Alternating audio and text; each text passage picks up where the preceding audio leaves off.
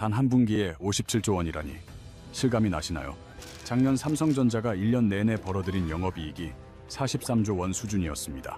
그런데 올해는 고작 1월부터 3월까지 단 석 달 만에 작년 전체 성적표를 가볍게 갈아치워버린 겁니다. 대한민국 상장사 역사상 이런 분기 실적은 전례가 없던 일이죠. 전년 같은 기간과 비교하면 무려 755%라는 경이로운 성장률로 무려 7배가 넘는 수치입니다. 하지만 오늘 제가 주목하는 건 단순히 돈을 많이 벌었다는 사실이 아닙니다. 우리가 던져야 할 진짜 질문은 이 거대한 자금의 파동이 과연 시장의 어느 곳으로 흘러들어갈 것이냐는 점입니다. 주가가 4% 올랐다고 기뻐하고 말 일이 아니라는 뜻이죠. 이번 실적은 시장 전체에 엄청난 연쇄 반응을 예고하고 있습니다. 반도체 소부장은 물론 조선과 방산, 그리고 코스닥 시장의 돈 흐름까지 통째로 바뀔 수 있는 결정적 변곡점이니까요. 오늘 이 영상 하나로 현재 시장에서 우리가 반드시 포착해야 할 핵심 포인트를 명쾌하게 정리해드리겠습니다. 삼성전자의 57조는 일종의 신호탄일 뿐입니다. 대형주가 길을 열었다는 건 후속 주자들이 움직일 차례라는 의미거든요. 과거 사례를 봐도 반도체 거물들이 실적으로 물꼬를 트면 그 온기는 시차를 두고 주변부로 확산되곤 했습니다. 소재, 부품, 장비 기업들이 먼저 반응하고 뒤이어 코스닥 중소형주로 돈이 옮겨가는 전형적인 순환매 패턴이죠. 오늘 분석에서는 이 흐름을 따라 총 5가지를 짚어봅니다. 먼저 57조라는 숫자의 이면과 그 본질적인 의미를 분석합니다. 두 번째로 최근 조용히 반등 기미를 보이는 소부장 종목들 중 눈여겨봐야 할 곳들을 콕 집어드립니다. 세 번째, 종전 소식에 눌려있던 방산과 조선 섹터를 지금 왜 다시 봐야 하는지 설명하고요.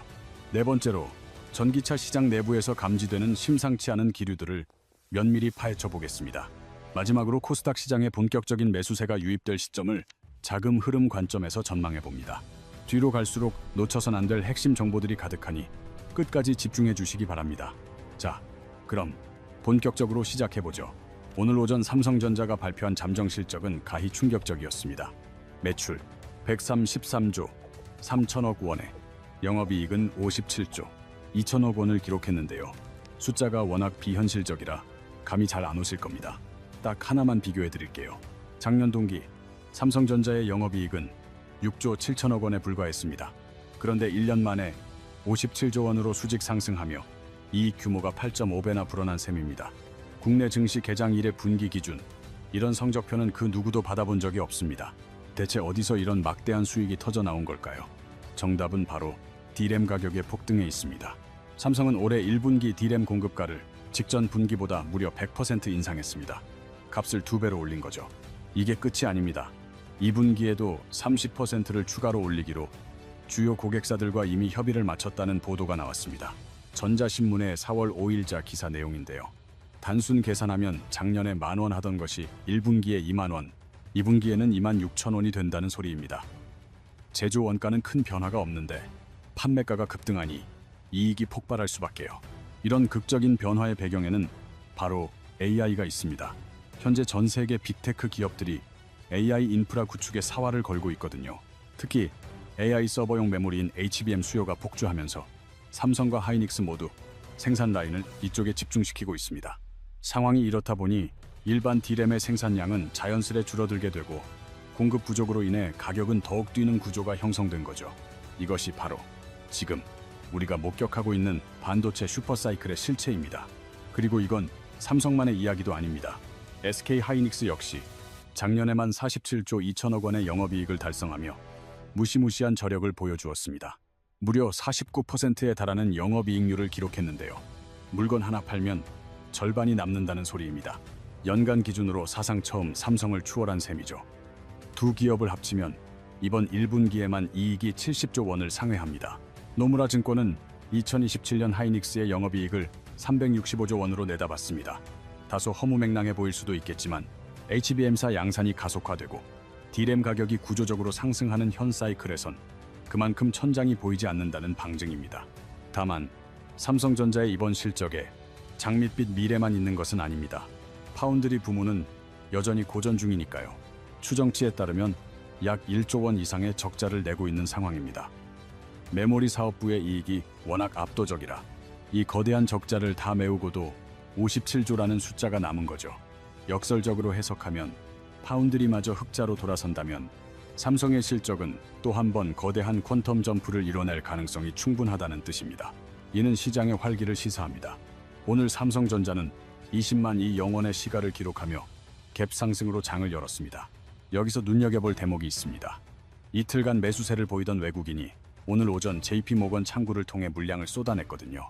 이것이 단순한 단기 차익 실현인지 아니면 하락세로의 전환인지는 장이 끝날 때까지 신중히 지켜봐야 합니다. 외국인이 순매수로 마감해준다면 20만 8 영원선의 전고점을 넘어서려는 시도가 나타날 수 있습니다. 반대로 매도세가 이어진다면 상승 갭을 메우기 위해 19만 원대 후반까지 밀릴 가능성도 열려있죠. 그런데 사실 여기서 우리가 주목해야 할 본질적인 이야기가 있습니다. 삼성전자를 직접 매수하기엔 자금 부담을 느끼는 분들이 많으실 겁니다. 주당 20만 원이라는 가격은 선뜻 투자하기에 쉽지 않은 금액이니까요. 그렇다면 이런 분들은 어디로 눈을 돌려야 할까요? 이것이 오늘 분석의 핵심입니다. 주식시장에는 대장이 달리면 부하들도 따라 뛴다는 오래된 격언이 있습니다. 조금 투박한 표현일지 몰라도 이는 시장에서 반복되는 전형적인 패턴입니다. 삼성전자나 하이닉스 같은 거물들이 실적을 바탕으로 치고 나갈 때 개인들은 이미 가파르게 오른 종목을 추격 매수하기가 심리적으로 매우 힘듭니다. 그럴 때 자금은 어디로 흐를까요? 바로 소부장이라 불리는 소재, 부품, 장비 기업들로 관심이 옮겨가게 됩니다. 과거의 사례를 돌아보죠. 2023년 하반기 하이닉스가 HBM 열풍을 타고 한 달 만에 25% 이상 폭등했던 적이 있습니다.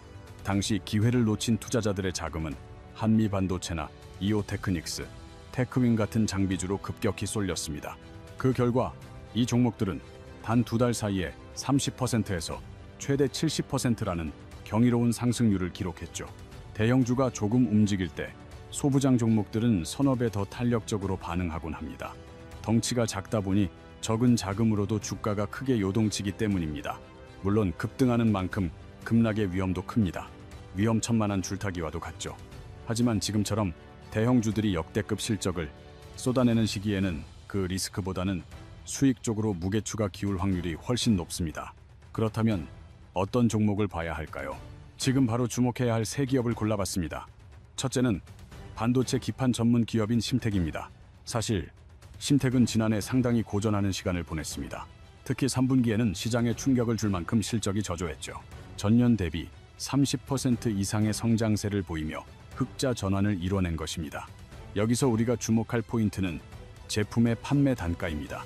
기판 가격이 상승세로 돌아섰다는 분석은 향후 실적 개선을 예고하는 매우 긍정적인 신호입니다. 단가가 오르면 매출 증대보다 이익의 성장 속도가 훨씬 가팔라집니다. 증권가에서는 올해 영업이익이 전년보다 7배 이상 폭증할 것으로 내다보고 있습니다. 두 번째는 덕산 하이메탈입니다. 이들은 반도체 패키징의 핵심 소재인 솔더볼을 주력으로 생산합니다. 솔더볼은 반도체 칩을 기판에 고정시키는 미세한 금속 구슬로 반도체 제조 공정에서 없어서는 안 될 소중한 접착제 역할을 합니다. 특히 이 기업은 마이크로 솔더볼 시장에서 점유율 60%를 차지하는 독보적인 세계 1위 기업입니다. 최근 분석에 따르면 지난 4분기 솔더볼 수출액이 역대 최고치를 경신했으며 올 3월 지표 역시 매우 견조한 흐름을 보이고 있습니다. 현재 주가가 여전히 1만 원대 초반에 머물러 있어 진입 장벽도 낮은 편입니다. 마지막으로 살펴볼 곳은 성일 하이텍입니다. 이곳은 반도체가 아닌 2차 전지 리사이클링 분야의 강자입니다. 수명이 다한 배터리에서 코발트나 리튬 같은 값비싼 희귀 금속을 회수하는 사업을 하죠. 최근 삼성증권에서는 목표가를 7만 3 영원으로 제시하며 본격적인 분석을 시작했습니다. 리포트의 핵심은 판매가와 물량, 수익성이 동시에 개선되는 트리플 턴입니다. 12개 분기 연속으로 이어진 적자의 터널을 지나 올 3분기에는 마침내 흑자로 올라설 것이라는 기대감이 커지고 있습니다. 유럽의 배터리 규제 강화로 폐배터리 원료 확보가 필수가 되었고 금속 가격 또한 반등하며 우호적인 환경이 조성되고 있습니다. 다만 현재는 실질적인 이익보다는 미래 가치에 대한 기대감이 주를 이루는 만큼 변동성에 유의할 필요는 있습니다. 그래도 주봉 차트를 살펴보면 지난 1월 대량 거래를 동반하며 바닥권을 견고하게 다지는 모습이 포착됩니다. 소부장 이야기는 여기까지 하고요. 이제 현재 시장에서 가장 뜨거운 감자인 두 분야를 짚어보겠습니다. 한쪽은 종전 가능성이라는 변수에 흔들리고 있고 다른 한쪽은 선박 가격이 치솟으며 환호하고 있습니다. 바로 방산과 조선 섹터입니다. 최근 휴전 협상 소식에 방산주들이 조정을 받았고 조선주들 역시 동반 약세를 보였는데요. 이를 두고 많은 분들이 고민에 빠지셨을 겁니다. 과연 지금의 조정이 위기일지 아니면 기회일지 자세히 살펴보겠습니다. 이제 방산주의 시대는 끝났다고 생각하시나요? 제 견해는 조금 다릅니다. 관점을 완전히 바꿔보겠습니다. 가령 전쟁이 실제로 멈춘다고 가정해보죠. 그렇다고 각국의 국방비가 줄어들까요? 역사는 오히려 정반대의 양상을 보여줍니다. 전쟁 직후 각 국가는 실전에서 노출된 전력의 허점을 보완하기 위해 더 막대한 예산을 투입하곤 합니다. 최근 호르무즈 해협에서 벌어진 사태가 이를 증명합니다. 미국은 즉각 항공모함 3척을 중동 지역으로 급파했죠. 에이브러햄 링컨함과 제럴드 포드함에 이어 추가 전력까지 배치된 건데 항모는 단독으로 움직이는 체계가 아닙니다. 순양함과 구축함, 보급함 등이 하나의 거대한 호위 전단을 구성해 이동합니다. 그런데 이 과정에서 미 해군의 실상이 드러났습니다.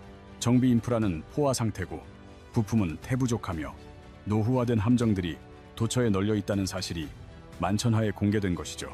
이것이 왜 한국 방위산업의 기회일까요? DB금융투자는 올해 K방산의 수출액이 약 56조 원에 달할 것으로 내다봤습니다. 전례 없는 대기록입니다. 유럽의 재무장 흐름은 빨라지고 있고 중동에서는 첨단 방공 시스템에 대한 수요가 급증하는 추세입니다. 한화에어로스페이스의 천무 라인업이 시장을 공략 중이고 LIG 넥스원은 천궁 시스템으로 방대한 수주 잔고를 쌓고 있습니다. KAI 또한 KF21에 본격적인 양산에 돌입하며 올해 수주 목표를 10조 원 규모로 과감하게 설정했습니다. 따라서 종전 소식의 방산주가 일시적으로 조정을 받는 것은 펀더멘털의 문제가 아니라 단순한 심리적 위축일 뿐입니다.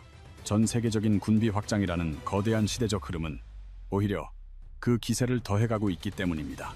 조선 업계의 상황도 일맥상통합니다. 글로벌 신조선가 지수는 올해 들어 연일 신고가를 경신하며 고공행진 중입니다. 선박 가격이 오른다는 것은 곧 조선사의 수익성이 대폭 개선됨을 의미합니다. HD 현대중공업은 1분기에만 9조 원에 가까운 수주를 올렸죠. 최근에는 강력한 라이벌인 중국과 일본을 따돌리고 컨테이너선 6척을 수주하는 저력을 보였습니다. 여기서 흥미로운 지점이 있습니다. 호르무즈 해협의 긴장이 고조되자 해상 운임이 급등했다는 점입니다. 해운사 입장에서는 항로가 길어져도 수익은 더 늘어납니다. 팬데믹 당시의 물류 대란을 떠올려 보십시오. 유례없는 호황을 누린 해운사들이 막대한 자금을 확보하자마자 한 일은 신조 발주였습니다.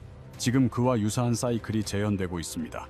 자금력이 풍부해진 해운사들이 다시금 새로운 배를 주문하기 시작한 겁니다. 중고선 가격까지 동반 상승하고 있어 신규 선박에 대한 수요는 구조적으로 증폭될 수밖에 없는 환경입니다. 하지만 호르무즈 봉쇄 여파가 예기치 못한 곳에 그림자를 들이우기도 합니다. 바로 중고차 수출 시장입니다. 우리나라 중고차 수출 물량의 70%가 인천항을 통하는데 그중 상당수가 중동 지역으로 향하기 때문입니다. 현재 인천의 대규모 야적장은 포화 상태입니다. 판매가 완료된 차량들이 선적을 기다리다 못해 3주 넘게 묶여있는 실정입니다. 운임은 평소보다 4배나 치솟았고 자금 회수가 막힌 중소업체들은 도산 위기를 호소하며 비명을 지르고 있습니다. 경제란 이처럼 복잡합니다. 한쪽 공급망이 막히면 전혀 예상치 못한 곳에서 문제가 터져 나오기 마련입니다. 방산이 수혜의 중심에 있다면 중고차 수출은 직격탄을 맞은 셈이죠. 우리가 시장을 다각도로 분석해야 하는 이유가 여기에 있습니다. 덧붙여 주목할 분야가 있습니다. 조용히 반등을 준비하는 건설주들입니다. 현대건설과 GS건설, DLENC의 주가가 최근 동조화 현상을 보였습니다. 원전 모멘텀으로 한 차례 급등한 뒤 숨 고르기에 들어갔던 이들이 다시 움직이는 양상입니다. 원전 이슈뿐만 아니라 중동 지역의 플랜트 재건 수요가 맞물리며 새로운 동력을 얻은 것입니다. 특히 DLENC는 PBR이 0.5배 수준에 불과해 저평가 매력이 상당히 돋보이는 구간입니다. 조선과 방산이 중동발 훈풍을 타고 있다면 건설 섹터 역시 동일한 맥락에서 예의주시해야 할 대상입니다. 자, 그럼 이제 시각을 좀 더 넓혀보겠습니다. 조선업 호황의 이면에는 유가 급등이 자리 잡고 있습니다. 고유가 시대에 소비자들은 자연스레 전기차로 눈을 돌립니다. 현재 글로벌 전기차 시장의 성장세는 예사롭지 않습니다. 호주에서는 지난 3월 한 달간 전기차 판매량이 1만 5,800대를 돌파하며 역대 최고치를 경신했습니다. 전기차 할부 금융 신청은 전년보다 160% 폭증했고 인기 차종의 인도 대기 기간은 몇 주에서 몇 달로 늘어났습니다. 유럽 또한 상황은 비슷합니다. EU 내 순수 전기차 점유율은 19.3%까지 치솟으며 입지를 넓히고 있습니다. 1년 전과 비교하면 점유율이 5%포인트 가까이 급등한 수치입니다. 특히 중국 BYD의 약진이 두드러집니다. BYD는 올해 초 유럽 판매량을 3배나 늘리며 시장 점유율 18.8%를 달성하는 기염을 토했습니다. 이유는 명확합니다. 치솟는 기름값을 감당하기 어려워졌기 때문입니다. 호르무즈 사태가 유가를 자극하자 주유소 가격표를 보며 고민하던 소비자들이 대거 전기차로의 전환을 결심한 것입니다. 사람의 소비 방식은 생각보다 유연합니다. 원리는 간단합니다. 유가가 급등하면 전기차를 찾고 부동산 가격이 치솟을 때 집을 매수하죠. 이성적인 판단보다는 지갑의 상황이 먼저 움직이는 겁니다. 이러한 흐름 속에 우리가 주목해야 할 일정이 있습니다. 바로 모레 4월 9일에 예정된 기아의 CEO 인베스터 데이입니다. 단순히 실적을 공유하는 자리가 아닙니다. 현대차 그룹 차원의 자율주행, 미래 전략과 함께 휴머노이드 로봇 아틀라스의 구체적인 개발 로드맵이 공개될 예정이거든요. 보스턴 다이내믹스의 수장까지 직접 참여합니다. 지난 3월 엔비디아 GTC에서 언급된 자율주행 연합의 청사진이 이번에 제시될 가능성이 매우 큽니다. 최근 현대차 주가가 3거래일 연속 반등세를 보이는 것도 이런 기대감이 깔려 있기 때문입니다. 한편 LG전자도 잠정 실적을 발표했는데요. 분기 매출액이 약 23조 330억 원으로 창사 이래 최대치를 기록했습니다. 영업이익 또한 전년 대비 33%나 성장하며 시장의 예측치를 가볍게 뛰어넘는 어닝 서프라이즈를 달성했습니다. 그동안 고전하던 TV 사업부가 흑자로 돌아선 점도 고무적입니다. 이처럼 대형주들이 연달아 호실적을 쏟아내고 있는데 그렇다면 코스닥은 어떨까요?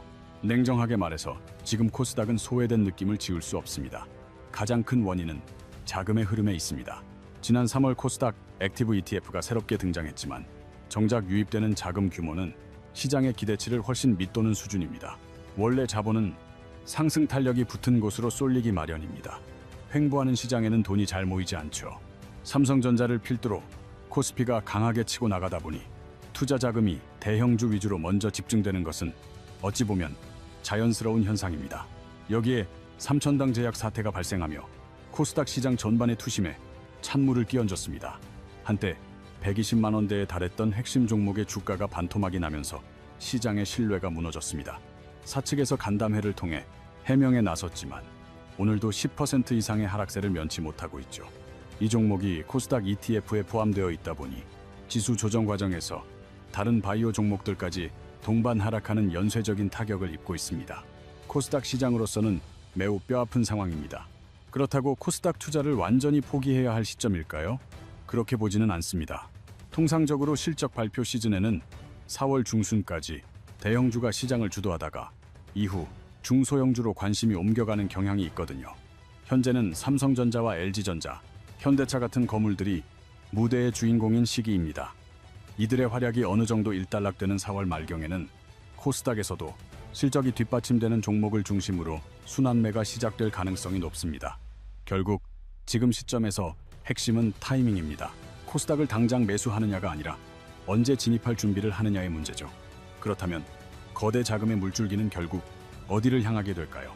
영상 초반에 언급했던 57조 원이라는 자금이 과연 어디로 흘러갈 것인지 이제 그 답을 드릴 수 있을 것 같습니다. 자본은 항상 가시적인 성과가 증명된 곳을 우선적으로 택합니다.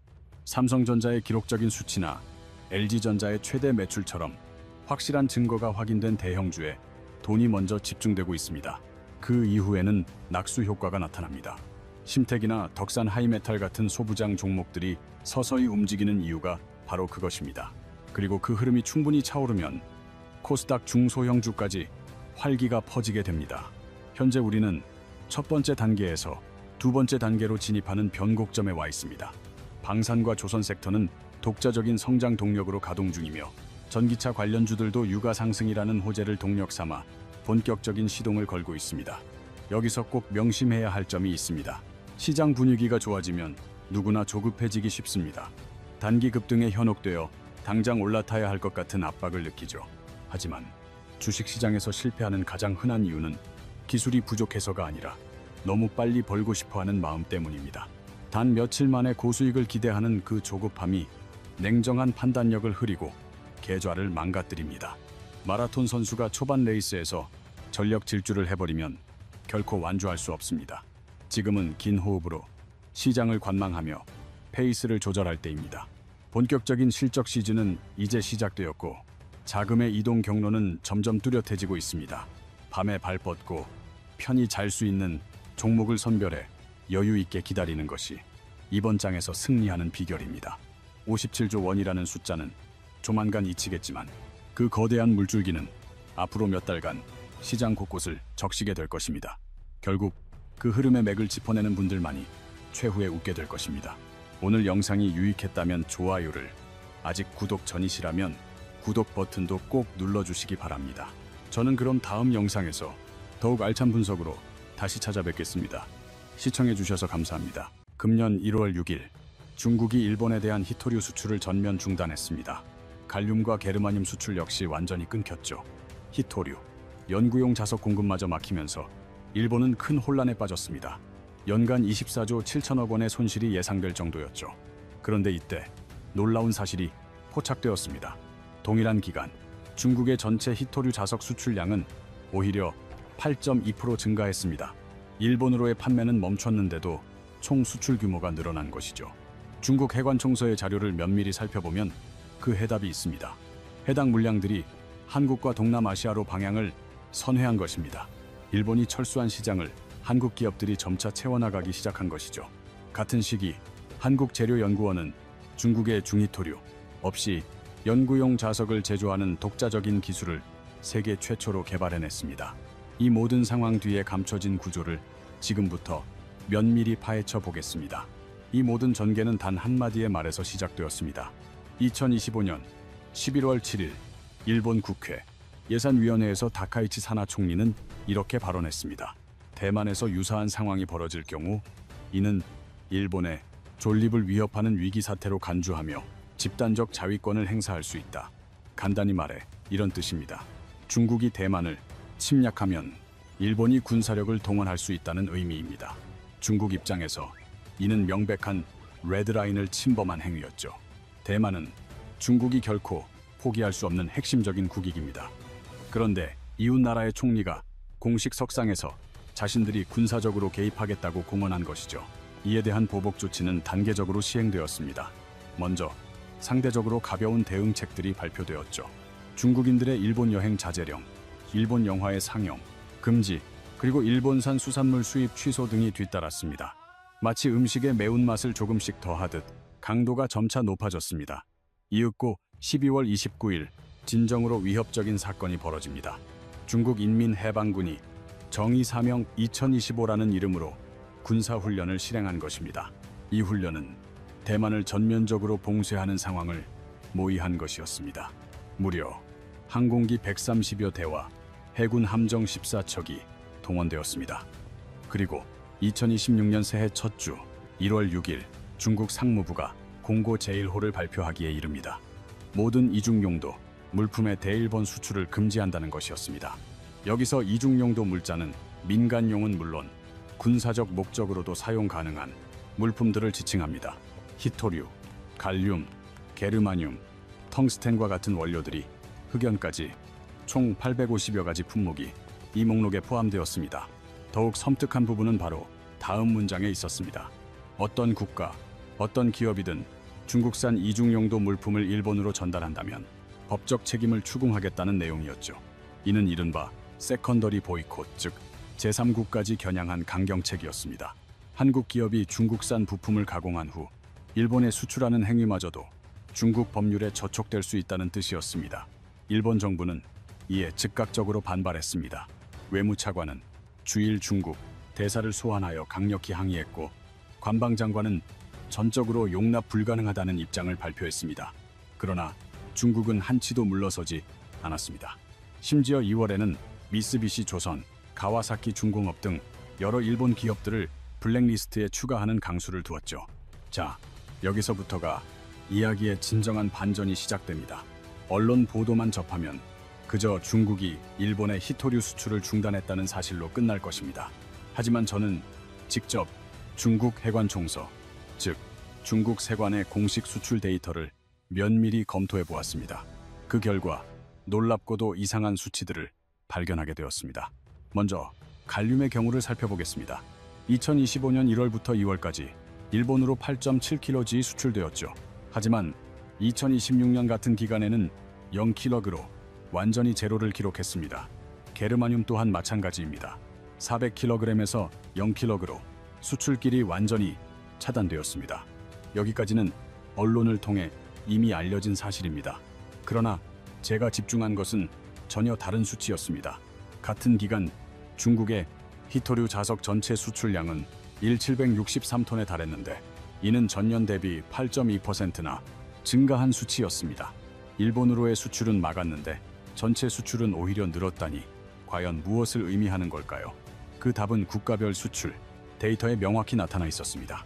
1위는 독일로 270톤을 수출하며 전년 대비 14.9%나 성장했습니다.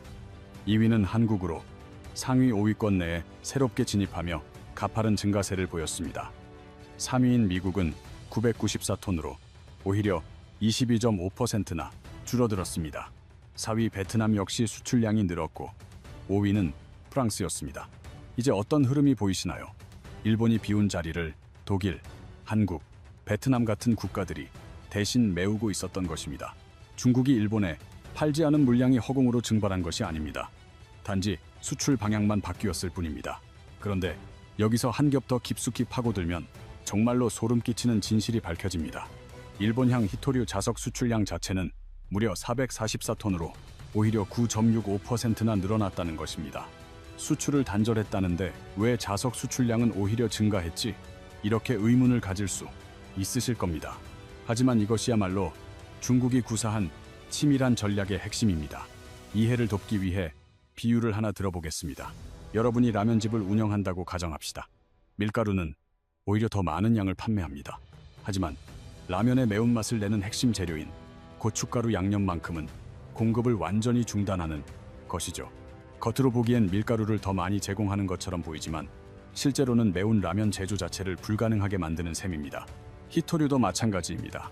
저렴하고 물량이 풍부한 경히토류 같은 기본 재료는 공급을 오히려 늘려주는 태도를 취하지만 고성능 영구자석의 내열성을 좌우하는 디스프로슘이나 터슘 같은 핵심 중히토류는 공급을 완전히 차단하는 전략을 씁니다.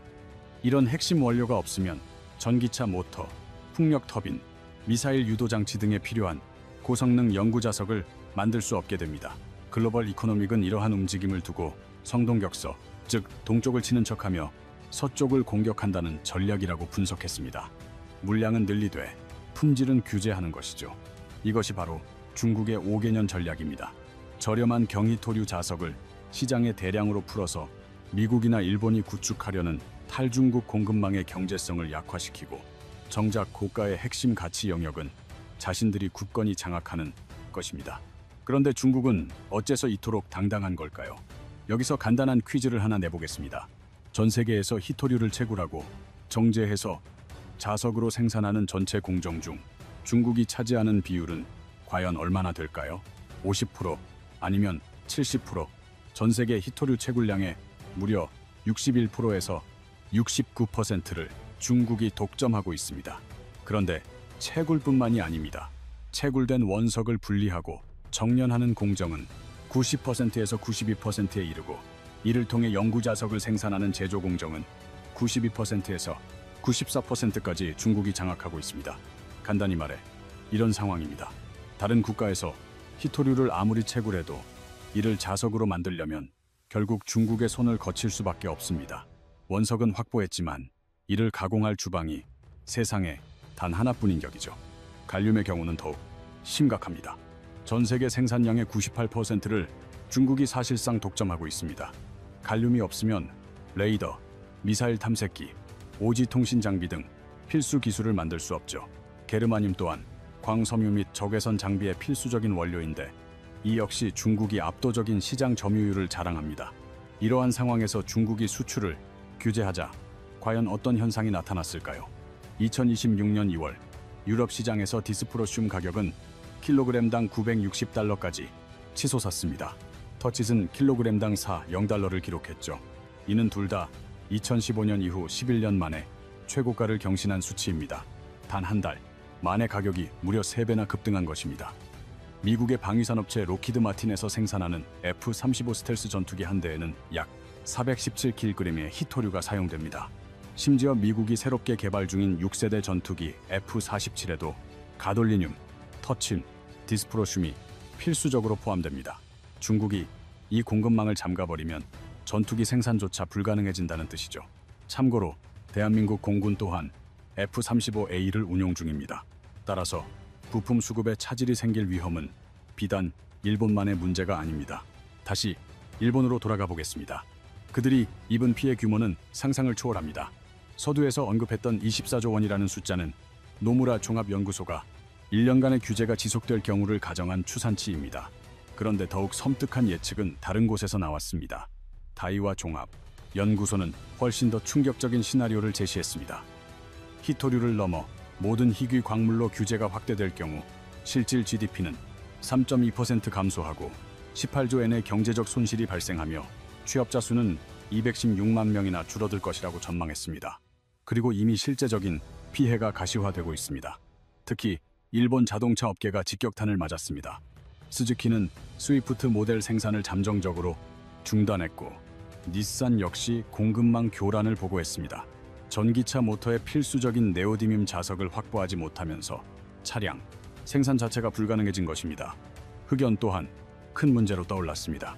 일본의 중국산 흑연 수입 비중은 무려 90.1%에 달합니다. 흑연이 없이는 배터리 생산도 반도체 공정도 모두 멈출 수밖에 없습니다. 사실 일본이 중국으로부터 히토류 보복을 당한 것은 이번이 두 번째입니다. 2010년 9월 중국에서는 파도 위다오라고 부르는 센카쿠열도 인근 해역에서 중국 어선이 일본 해상보안청 순시선과 충돌하는 사건이 발생했습니다. 일본은 해당 어선 선장을 체포했고 이에 중국은 격렬하게 반발하며 비공식적으로 일본으로의 히토류 수출을 전면 중단했습니다. 당시 일본은 히토류의 90%를 중국에 의존하고 있었기에 그야말로 중국에 완전히 휘둘리는 상황이었습니다. 일본의 자동차, 전자, 화학 등 핵심 산업 전반에 걸쳐 원료 부족이 순식간에 닥쳐왔고 결국 일본 정부는 채 3주도 되지 않아 중국 어선을 석방합니다. 이는 사실상 중국에 무릎을 꿇은 것이나 다름없었죠. 하지만 문제는 그걸로 끝이 아니었습니다.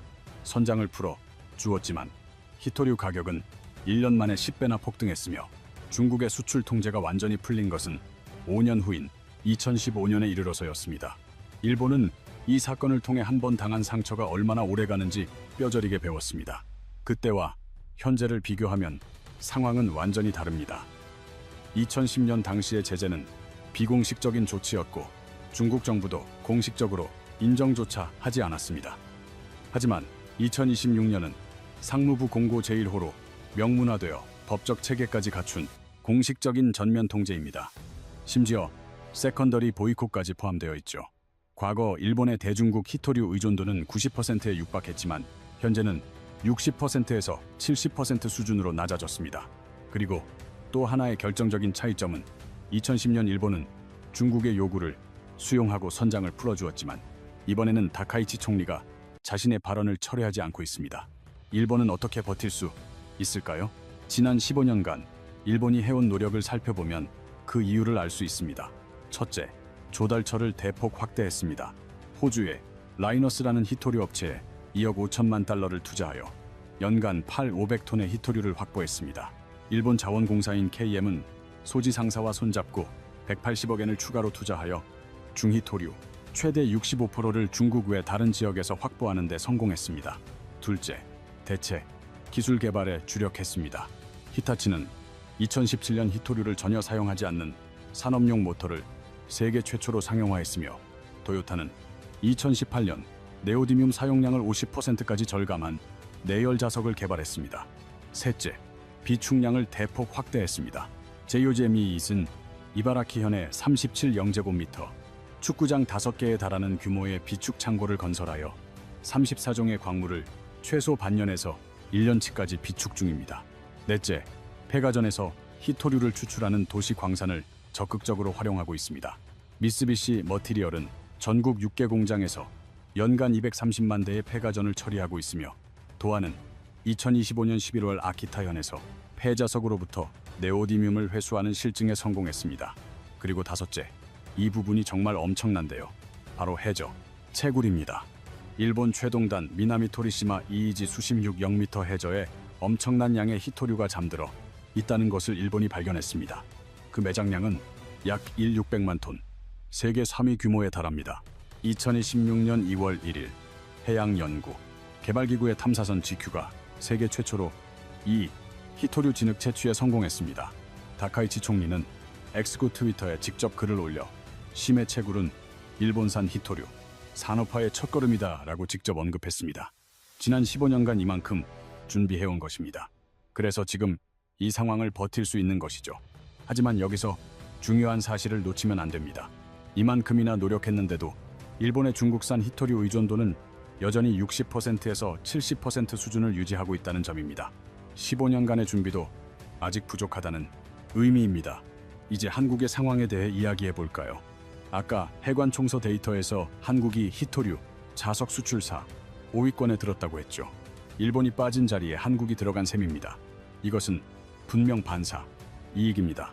한국 기업들도 이미 활발히 움직이고 있습니다. 코스닥 상장 기업 노바텍을 살펴보겠습니다. 이 회사가 지금 베트남에서 무엇을 하고 있느냐면 현지 히토류 생산업체인 베트남 까난산업과 협력하여 직접 NDFB 영구자석 공장을 직접 짓고 있습니다.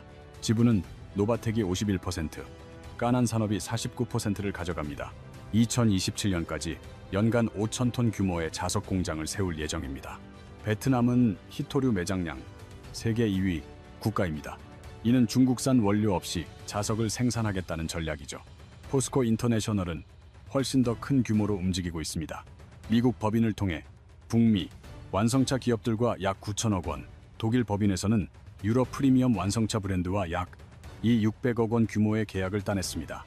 이를 합치면 총 1조 600억 원 규모의 영구자석 공급 계약을 따낸 것이죠.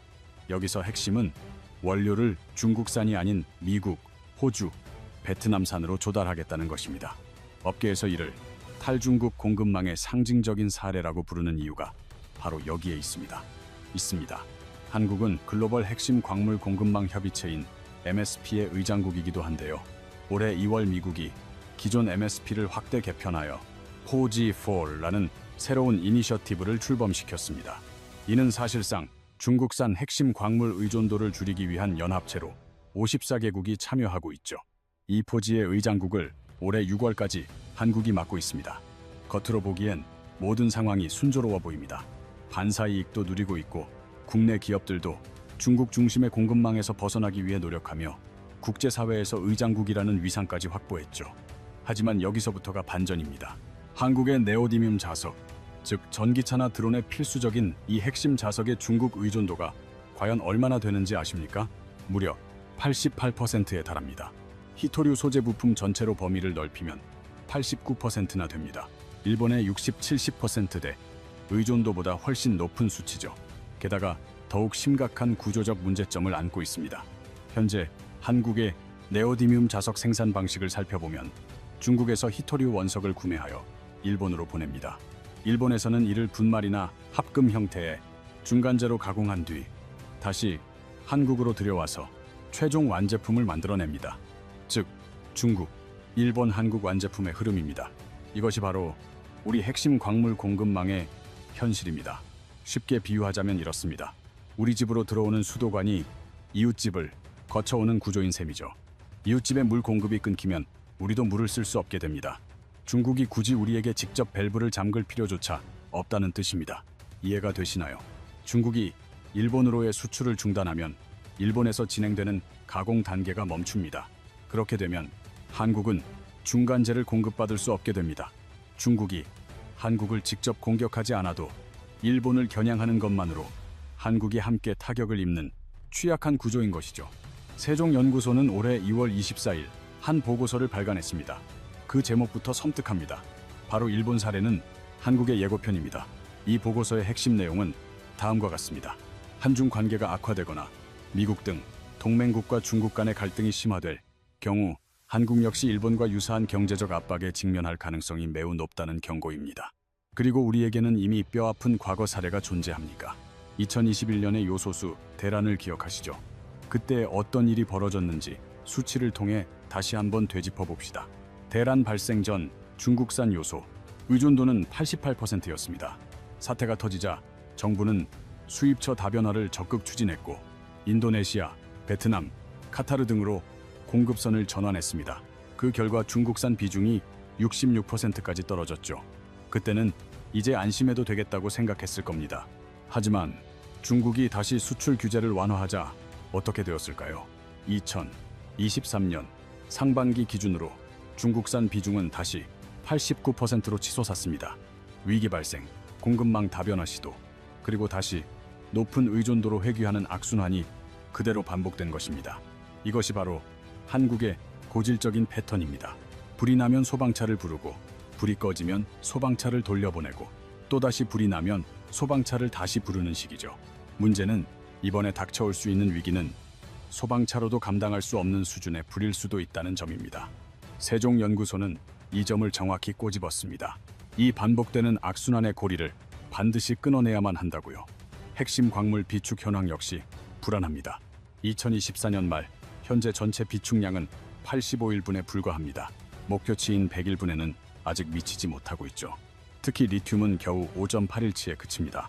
그리고 히토류 재활용률, 즉 폐가전 제품에서 히토류를 회수하는 비율은 현재 0%입니다. EU의 목표는 25%이고 일본은 이미 10% 이상을 달성하고 있는데 말이죠. 한국은 전무합니다. 새만금의 축구장 25개 규모의 비축기지를 건설 중이지만 완공은 2027년 예정이라 아직은 시간이 더 필요합니다. 하지만 모든 이야기가 암울하기만 한 것은 아닙니다. 희망의 불씨는 분명 존재합니다. 한국재료연구원 김태훈 선임연구원 팀이 바로 그 주인공인데요. 이 팀은 세계 최초로 놀라운 성과를 이루어냈습니다. 네오디뮴 자석을 제조할 때 가장 값비싸고 구하기 어려운 재료가 바로 디스프로슘이라는 중히토류입니다. 이것이 있어야 자석이 고온 환경에서도 그 성능을 온전히 유지할 수 있습니다. 전기차 모터가 과열되어도 자력이 떨어지지 않게 해주는 핵심 물질인 거죠. 그런데 이 디스프로슘 공급의 거의 100%를 중국이 장악하고 있습니다. 김태훈 박사팀이 개발한 기술은 바로 2단계 입계 확산 공정이라는 새로운 방법입니다. 간단히 설명해 드릴게요. 1단계로 네오디뮴 자석 표면에 고온에서 고용점 금속으로 만든 신소재를 침투시킵니다. 이때 중요한 핵심이 있습니다. 기존 공정에서는 이 과정 중에 자석 내부의 결정립들이 점점 커지는 현상이 발생했습니다.